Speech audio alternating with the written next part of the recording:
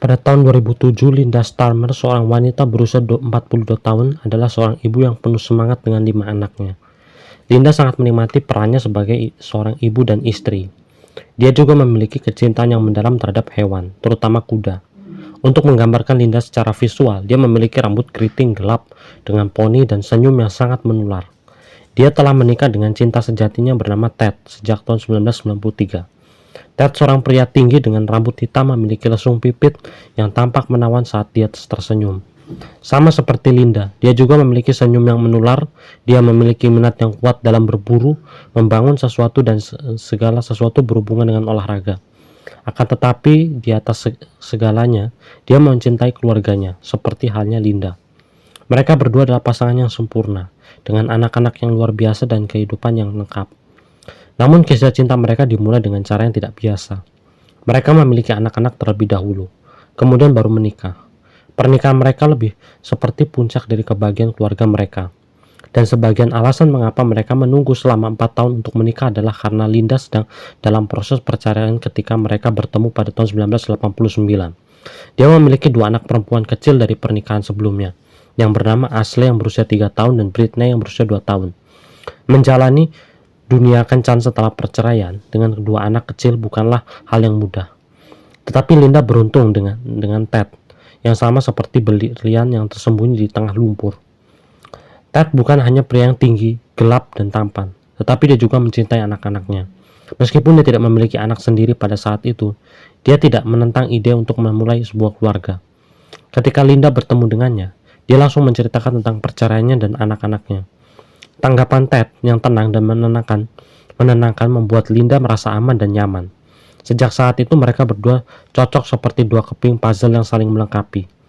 Ted dan Linda memiliki 2 anak laki-laki bersama. Yang tertua bernama Trevor dan yang termuda bernama Trenton. Setelah memiliki keempat anak mereka, Ted dan Linda memutuskan untuk menikah. Itu adalah hari yang sangat bahagia, dipenuhi dengan teman-teman dan keluarga mereka masing-masing, termasuk keempat anak mereka. Selain anak-anak sendiri, Linda juga memiliki keponakan laki-laki yang berusia 2 tahun bernama Corey.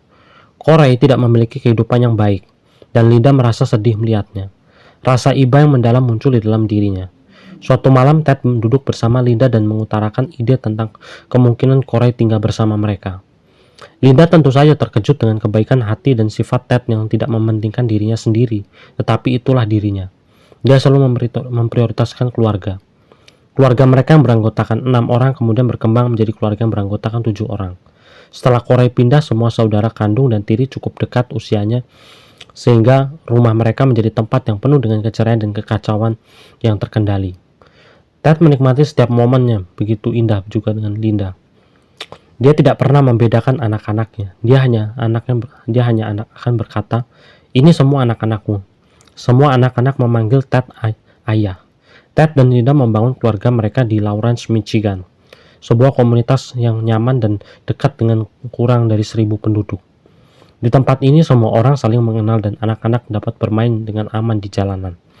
Mereka memiliki banyak acara komunitas yang menyatukan penduduk, seperti pesta panggang sapi dan festival homecoming. Lawrence memiliki sekolah yang luar biasa dan menawarkan acara keluarga yang menyenangkan, menciptakan suasana yang mengingatkan pada film-film tentang kota kecil. Lawrence juga dikelilingi oleh pemandangan yang indah dan menakjubkan, dengan banyak taman dan aktivitas luar ruangannya untuk dinikmati. Itu adalah tempat yang ideal untuk membesarkan anak-anak, dan Ted dan Linda dapat membayangkan tempat yang lebih baik untuk melakukannya.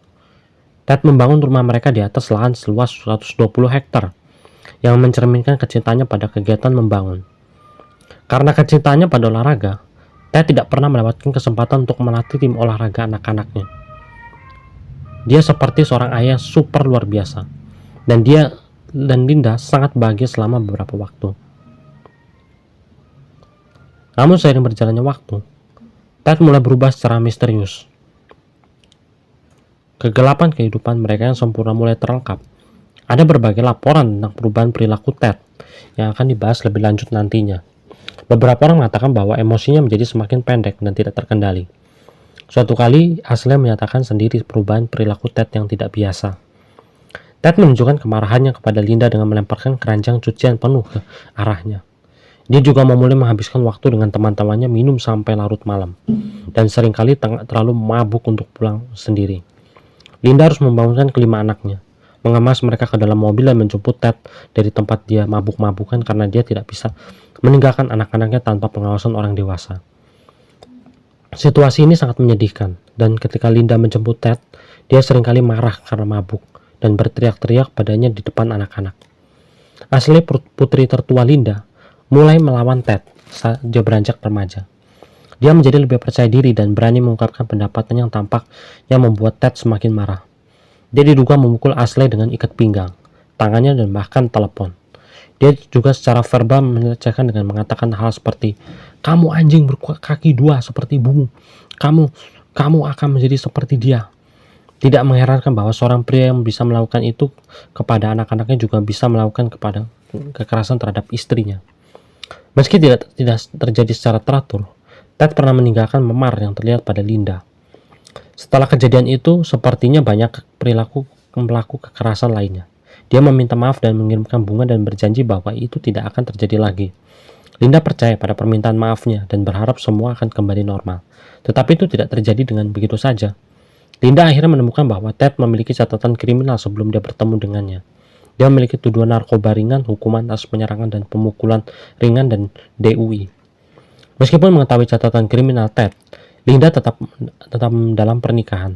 Dia berharap Ted bisa menemukan cara yang lebih baik untuk mengatasi amarahnya dan percaya bahwa ini hanyalah fase. Namun salah satu masalah terbesar bagi Ted dan Linda adalah keuangan. Mereka memiliki utang sebesar $75,000.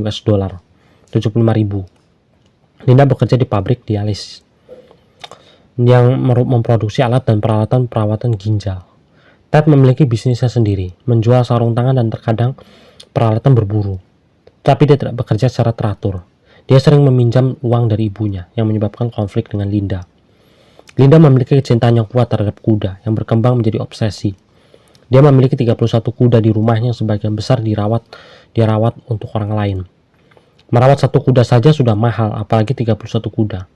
Untuk membiayai hobinya, Linda mengambil jalur kredit sebesar $25,000.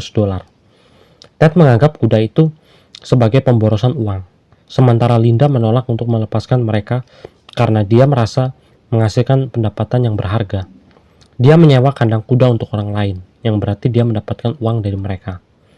Ketegangan dalam pernikahan mereka meningkat ketika Ted menjadi target polisi karena sebuah kasus yang tidak terkait. 2 properti milik Ted secara acak terbakar habis. Satu di Portage, Michigan, dan lainnya di Three River, Michigan. Salah satu properti tersebut adalah rumah yang pernah dihuni Ted dan Linda.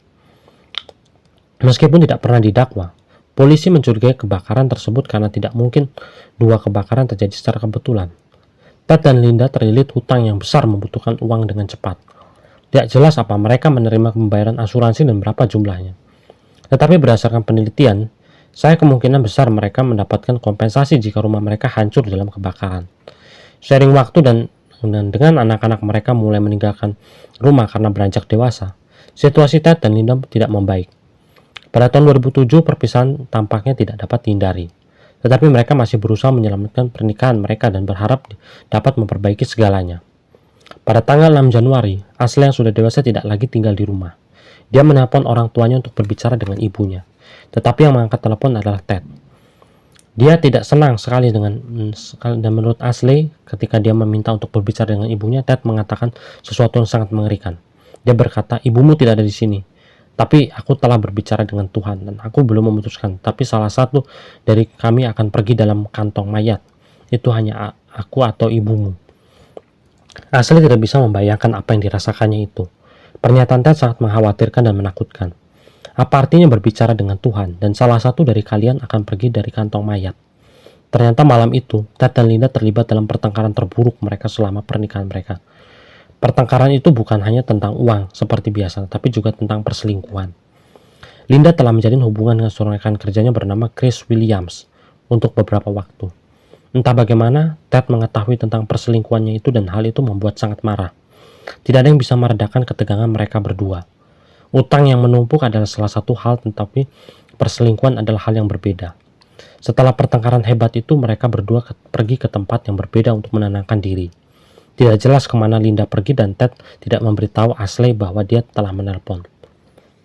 Keesokan paginya, Ted dan Linda kembali bertengkar. Melanjutkan dari tempat mereka berhenti, kali ini pertengkaran mereka kembali berpusat pada masalah keuangan. Linda memutuskan untuk pergi ke kota untuk menjernihkan pikiran. Dia pergi ke pom bensin untuk membeli makanan, mengisi bensin dan beristirahat sejenak. Dia tahu bahwa ketika dia kembali, dia akhirnya akan menghadapi percakapan besar tentang perceraian dengan Ted yang telah mereka tunda begitu lama. Ketika dia kembali ke rumah, Linda menyuruh ketiga anak laki-laki untuk keluar sebentar. Dia tidak ingin mereka mendengar percakapan itu, terutama jika menjadi buruk. Dia mengatakan kepada mereka untuk pergi menonton film. Britney putrinya tidak ada di rumah saat itu. Tidak jelas apa dia masih tinggal di rumah atau tidak. Ketika Trenton hendak mengucapkan selamat tinggal kepada Ted yang sedang berbaring di sofa, Linda menghentikannya dan berkata, "Hei, jangan lakukan itu. Ayahmu sedang tidur, jangan membangunkannya." Dia ingin mereka keluar dari rumah secepat mungkin tanpa mengucapkan selamat tinggal dan membangunkan siapapun. Setelah anak-anak pergi, Linda dan Ted berdebat tentang perceraian untuk beberapa waktu. Malam itu Linda pergi ke ruang bawah tanah untuk mencuci pakaian sementara Ted berada di lantai atas menonton TV. Saat dia mengumpulkan pakaian, dia menemukan handuk yang menurutnya Ted taruh di sana untuk dicuci. Handuk itu berbau bensin. Tidak terlalu memikirkan saat itu karena mereka tinggal di pertanian. Ted selalu bekerja di luar, termasuk memperbaiki mobil dan peralatan pertanian. Tidak aneh baginya terkena bensin dan mungkin mengelapnya dengan handuk. Linda memutuskan untuk memasukkan handuk itu ke dalam mesin cuci bersama pakaian lainnya. Tiba-tiba Ted mulai berteriak. Tetapi teriakannya berbeda dari biasanya. Kali ini dia terdengar takut dan kesakitan. Linda menghentikan apa yang sedang dia lakukan dan berlari ke arah atas apa yang terjadi. Ketika dia sampai di ruang tamu, api sudah menyebar ke seluruh ruangan, dan Ted terbakar. Linda tidak tahu harus berbuat apa. Api sudah sangat besar dan masih menyebar, sehingga dia tidak bisa menjangkau Ted. Dia memutuskan untuk keluar rumah dan mencari bantuan umum.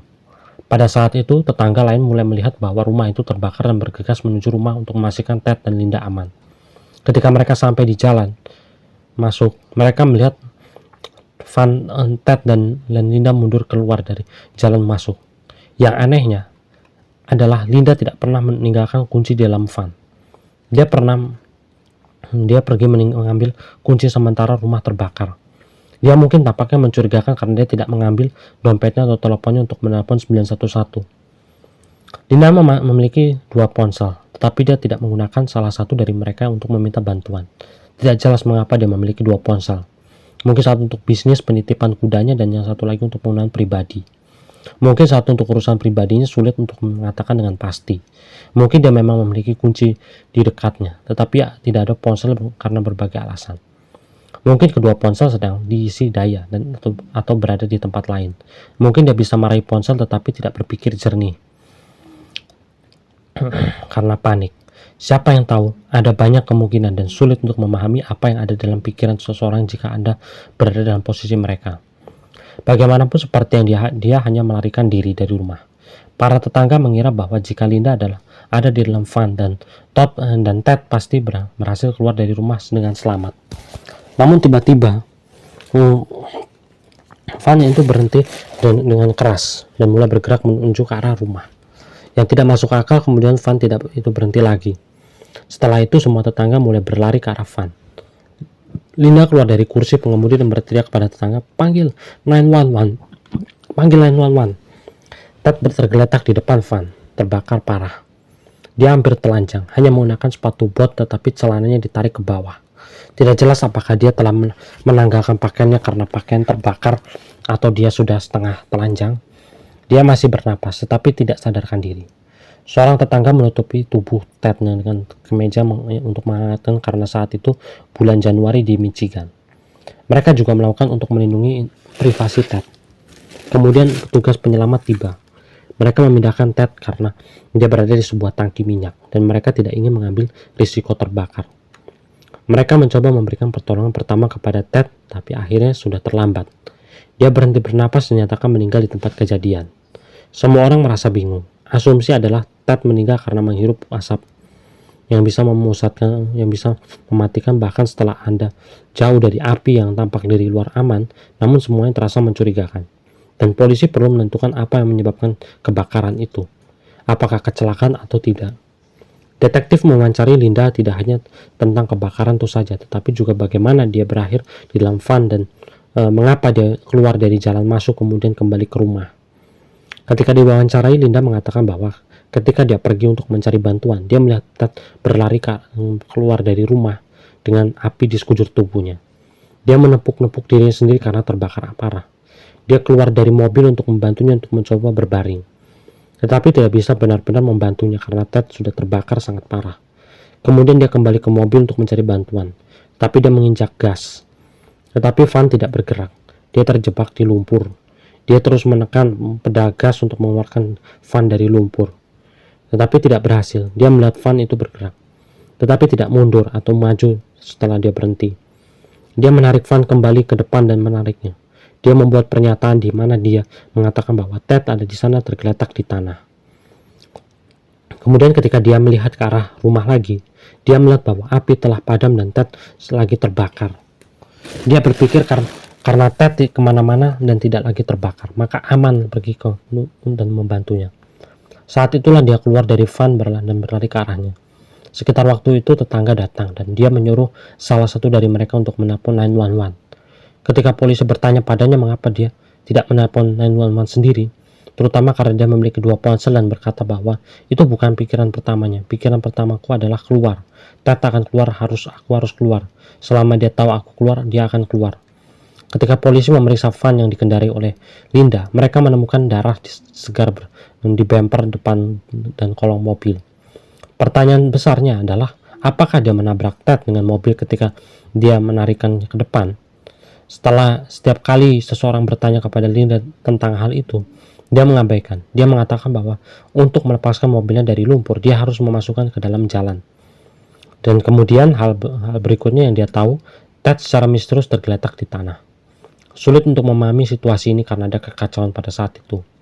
Ketika putra-putrinya bertanya kepadanya tentang apa yang telah terjadi, dia berkata bahwa dia tidak ingin membicarakannya dan meminta mereka untuk mempercayainya. Semua terasa aneh. Dia melakukan beberapa wawancara dengan detektif satu hari pada kebakaran dan terjadi. Satu lagi beberapa hari kemudian. Tetapi ceritanya tidak pernah berubah. Perusahaan asuransi menyewa detektif swasta yang datang mewawancarai Linda langsung.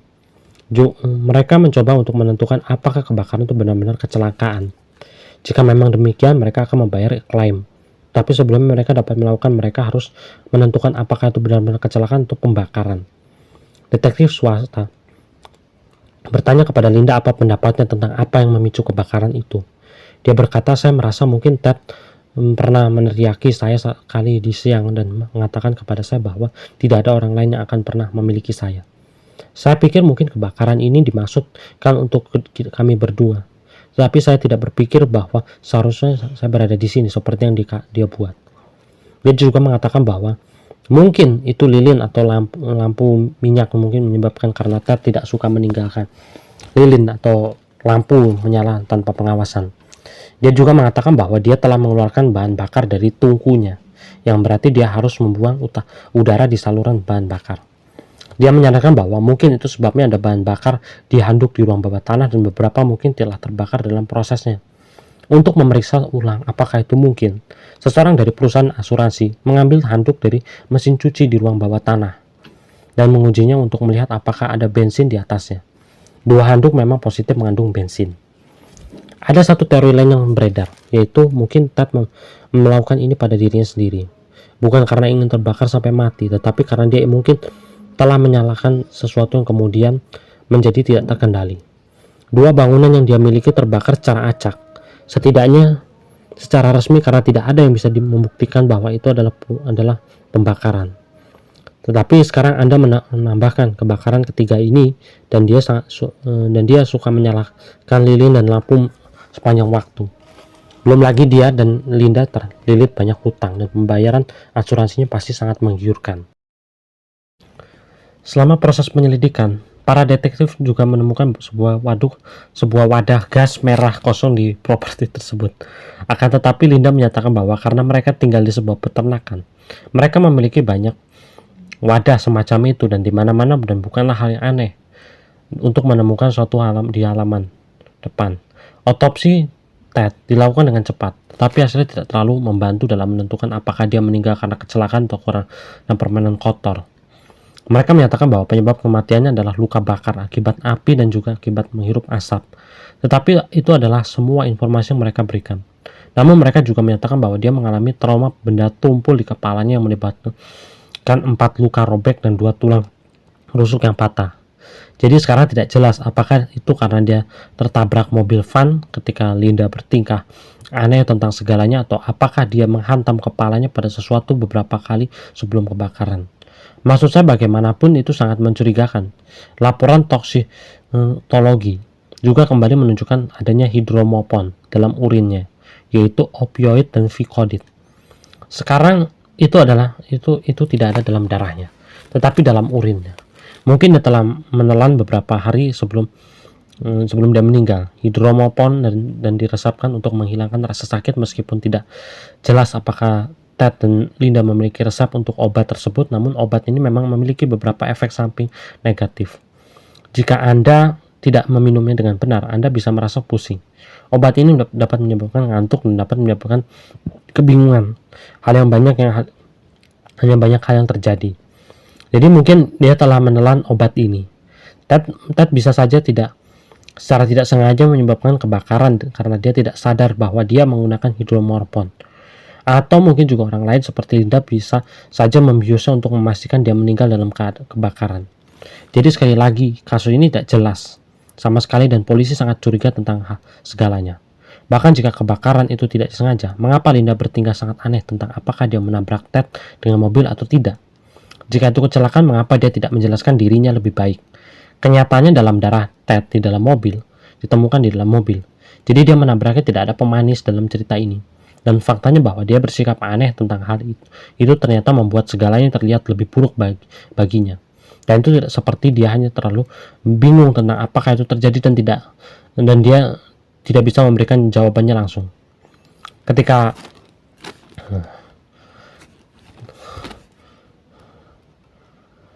polisi juga berbicara dengan salah satu teman lama Linda bernama Kate Fox. Mereka tetap berteman baik untuk sementara waktu setelah kematian Ted, tetapi kemudian mereka tampaknya berselisih. Tidak jelas kenapa, tetapi Linda mengklaim bahwa itu adalah hubungan dengan konflik pekerjaan. Sekarang kami akan kembali ke perselisihan itu karena ada lebih banyak cerita, tetapi bagaimanapun juga intinya adalah bahwa Linda dan Kate tidak lagi berteman. Dan Kate mengatakan bahwa ketika dia dan Linda masih berteman, Linda akan mengeluh kepadanya tentang Ted sepanjang waktu, dengan mengatakan bahwa dia telah menyakitinya secara fisik dan menyakitinya secara emosional, dan hanya mengeluh dengan mengatakan bahwa dia ingin menceraikannya.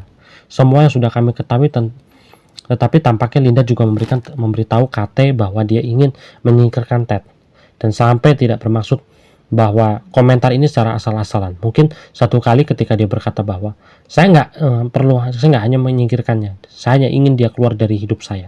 Dia terus berbicara tentang semua cara agar dia bisa menyingkirkannya dari hidupnya, dan dari percakapan ini berlangsung selama bertahun-tahun. Beberapa idenya menurut Kate termasuk menabrak dengan mobilnya. Nah, kebakaran itu terjadi dan semua sangat mencurigakan seperti yang kami semua tahu. Dan setelah itu Linda menelpon suatu malam. Menelpon Kate dan dia bertanya apakah dia bisa minjam senter. Dia berkata dia ingin kembali ke rumahnya yang sekarang terbakar, sehingga dia bisa membuang cangkir kopi yang berisi obat penenang. Dia memberitahu Kate bahwa dia harus membuangnya sebelum polisi menemukannya. Sekarang apa semua ini benar, atau apakah Kate menyimpan semacam dendam terhadap Linda karena mereka punya pacar? Linda tampaknya memiliki banyak rahasia yang dia sembunyikan. Dia memiliki banyak alasan untuk menginginkan Ted mati. Dia menginginkan yang telah membunuhnya dan untuk mendapatkan asuransi jiwa atau melepaskan diri dari pernikahan yang tidak bahagia itu.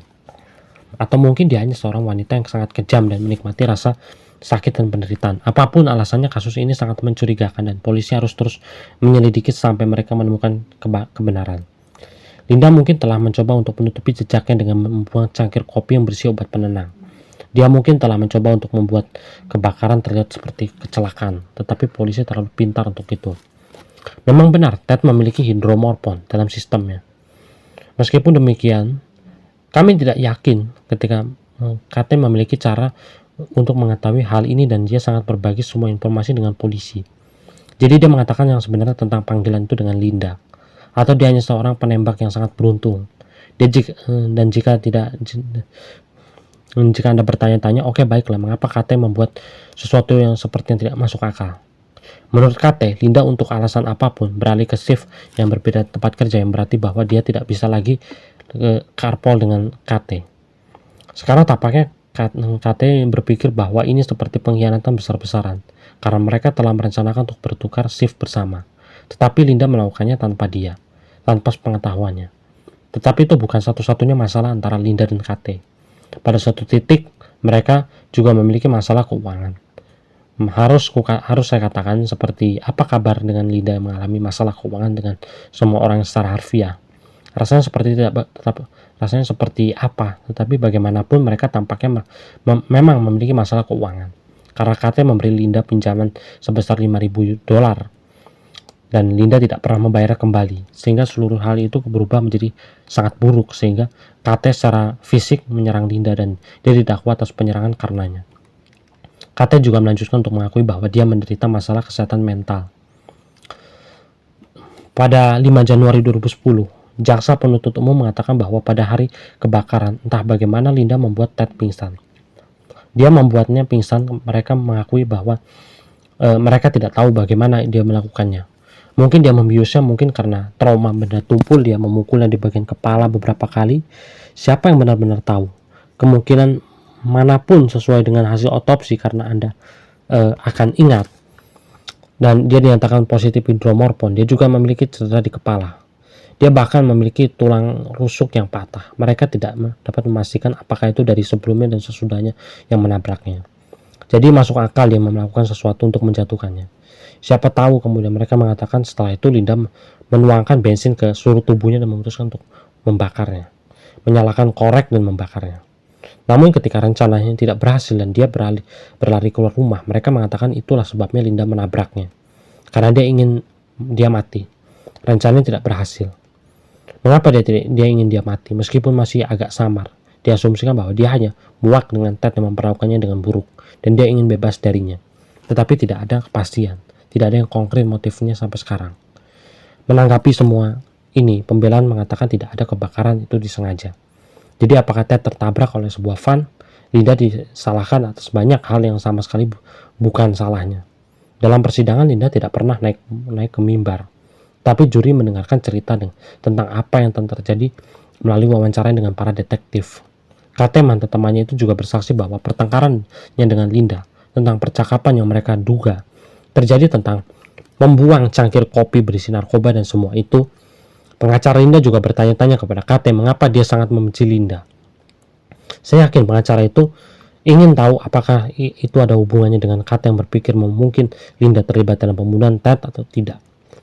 Tapi tampaknya tanggapan KT adalah dia berbohong pada saya. Dia berbohong. Dia menggantikan shift tanpa saya. Itulah inti dari pergantian shift. Jadi bukan berarti semua yang dikatakan KT tidak dapat dipercaya. Tapi antara rasa jijiknya pada Linda dan masalah kesehatan mental yang diakui tidaklah yang terbaik. Bahkan saudara laki-laki KT sendiri naik ke mimbar dan mengatakan bahwa pada dasarnya KT tidak dapat dipercaya. Sejauh menyangkut kebohongan yang dia maksud, dia berbicara tentang fakta bahwa Linda berbohong tentang pembelian sebotol bensin. Dia juga berbohong tentang perselingkuhannya dan dia berbohong tentang beberapa interaksi terkait dengan Ted sebelum dia meninggal. Seperti fakta bahwa mereka bertengkar, dia tidur siang, mencuci pakaian dan melihat terbakar. Dia tidak melihatnya terbakar. Hal-hal seperti itu maksud saya ceritanya tidak jelas sejak awal. Dia bahkan mengatakan bahwa dia hanya mendengar Ted berteriak ada yang kebakaran, tapi kemudian dia mengubah ceritanya dan mengatakan bahwa Ted mengatakan bahwa tidak ada orang lain yang akan pernah melakukan saat dia terbakar. Saat itu semua membingungkan. Jadi intinya adalah dia ini pembohong, pembunuh yang mengira itu harus ditentukan. Tetapi setelah argumen penutup, juri kembali divonis bersalah atas pembunuhan berencana dan kejahatan Linda dijatuhi hukuman penjara seumur hidup tanpa kemungkinan pembebasan bersyarat. Sementara Linda melakukan beberapa penampilan pers dan beberapa wawancara setelah pembebasannya dalam beberapa tahun terakhir. Dia telah terbang di bawah radar. Dia tidak terlalu aktif di media sosial Namun profilnya mengatakan setiap hari bahwa orang yang tidak bersalah menghabiskan waktu dihukum secara salah terlalu banyak. Saya telah menyaksikan hati putri saya hancur ketika mereka menceritakan kehidupan mereka kepada dunia. Takut akan reaksi keras, tapi yakin bahwa mereka melakukan hal yang benar. Saya mempelajari hal-hal yang tidak saya sadari. Saya menonton program itu ketika anak-anak saya menceritakan kisah mereka. Mendengarkan ketika mereka menceritakan hal-hal yang saya tahu telah diputarkan balikan. Saya menghabiskan banyak waktu untuk membaca dan mendengarkan tentang postingan di Facebook. Saya tidak belajar apapun sebelumnya yang tidak saya ketahui. Jadi sepertinya Linda masih dekat dengan anak perempuannya, tetapi tidak dekat dengan anak laki-lakinya. Dan saya ingin tahu apakah dia diadili ulang, dan jika dia diadili ulang, apakah dia akan bersaksi untuk persidangan ulang itu. Tentu ini semua akan jadi perdebatan. Dan bagaimana yang ke belakangnya yang terjadi, tentu semua akan menunggu berita selanjutnya tentang kasus Linda yang belum terusutkan sampai saat ini. Linda masih harus menjalani proses persidangan juga, yang dimana persidangan ini akan menjadi sebuah timbal balik apakah dia memang betul bersalah atau memang dia sebagai korban yang tersakiti, sebagai korban yang terkena tumbal permasalahan. Terima kasih, jangan lupa subscribe, like, komen, dan share untuk menambah pengalaman Anda, menambah pengetahuan Anda tentang cerita-cerita kriminal di belahan dunia, baik lokal maupun internasional. Terima kasih, sampai jumpa.